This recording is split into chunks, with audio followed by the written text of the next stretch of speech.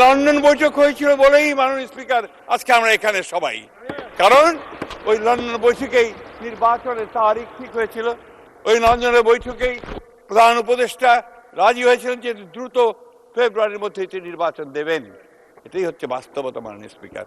আমাদের একজন বন্ধু বলেছেন লন্ডনে যে সভা হলো, যে ঐতিহাসিক বৈঠক আমাদের চেয়ারম্যান এবং তৎকালীন প্রধান উপদেষ্টার সঙ্গে, সেই বৈঠক সম্পর্কে তারা বিদ্রুপ করে কটাক্ষ করে বলেছেন সেখানে নাকি আপনার কি একটা ষড়যন্ত্র চক্রান্ত হয়েছে, যার ফলে আজকে বিএনপি এই পার্লামেন্টে মেজরিটি নিয়ে বসে আছে। অত্যন্ত দুঃখজনক। আমি তীব্র নিন্দা জানাই মাননীয় স্পিকার। এই ধরনের কথা কখনোই গ্রহণযোগ্য হতে পারে না। এটাও আমাদেরকে সকলকে স্বীকার করে নিতে হবে। মাননীয় স্পিকার, আমি বয়স্ক মানুষ, আমরা 80-র দশকের 70 দশকের মানুষ। 70 দশক আমরা দেখেছি, আমরা দীর্ঘ সংগ্রাম করেছি, লড়াই করেছি বাংলাদেশের স্বাধিকারের জন্য। আমরা সংগ্রাম করেছি তৎকালীন পূর্ব পাকিস্তানের বিরুদ্ধে সত্যিকার অর্থে একটা স্বাধীন বাংলাদেশ নির্মাণ করবার জন্য। এটা আমরা করেছি। এবং পরবর্তীকালে যখন যুদ্ধ হয়েছে, যুদ্ধ শুরু হওয়ার আগে শহীদ প্রেসিডেন্ট জিয়াউর রহমানের সেই ডাকে যখন মানুষ ঝাঁপিয়ে পড়েছে, তখন সেই যুদ্ধে আমরাও সবাই গিয়ে ঝাঁপিয়ে পড়েছিলাম।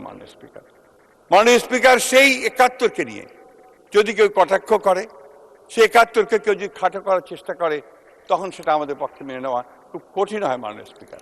সেই জন্যই আমাদের কলিগ সালাউদ্দিন সাহেব যেটা বলেছেন, 71 নিয়ে কথা আমাদের বলতেই হবে মাননীয় স্পিকার, কারণ এটা আমাদের অস্তিত্ব, এটা আমাদের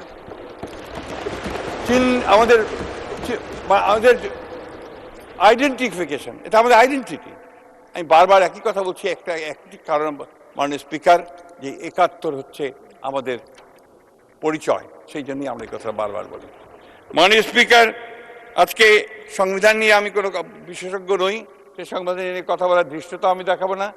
সালাউদ্দিন সাহেব যা বলেছেন তার বাইরে কথা বলা আমার কিছু নেই। আমি একটি জিনিস আপনাদের সামনে তুলে ধরতে চাই। এই দীর্ঘ সংগ্রামে, ফ্যাসিলিটির সংগ্রামে আমরা আমাদের বন্ধুদের সঙ্গে একসাথে কাজ করেছি।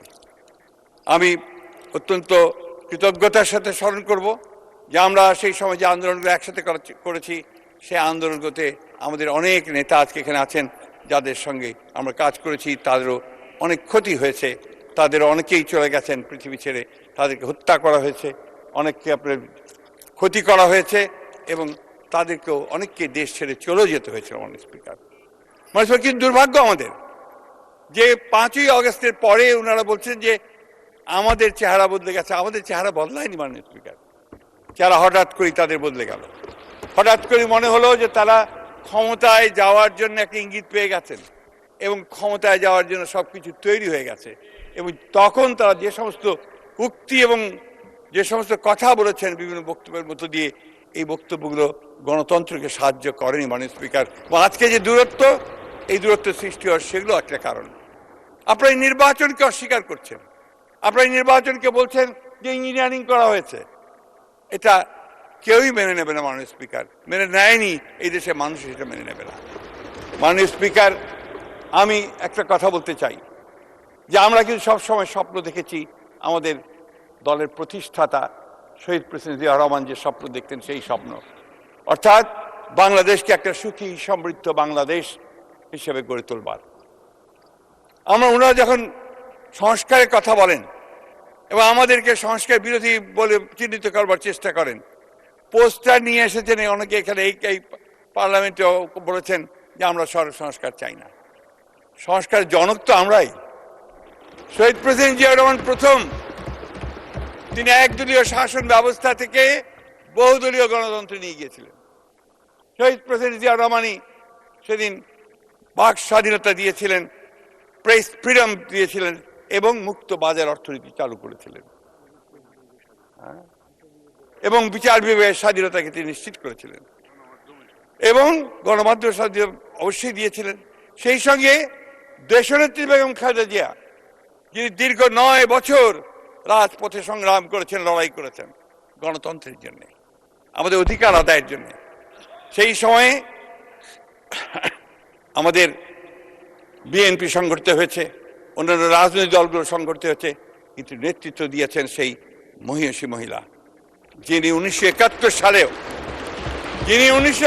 সালেও যখন তার প্রিয়তম স্বামী তাদেরকে রেখে এই আমার পাশে বসে আছেন আমার নেতা, তখন তিনি শিশু, তার ছোট ভাই, তাদেরকে রেখে তিনি যখন যুদ্ধে চলে গেছেন স্বাধীনতার ঘোষণা করে, তখন তাদেরকে নিয়ে তিনি সেই সময় 2 হাত ধরে তিনি সামনে এগিয়ে গেছেন।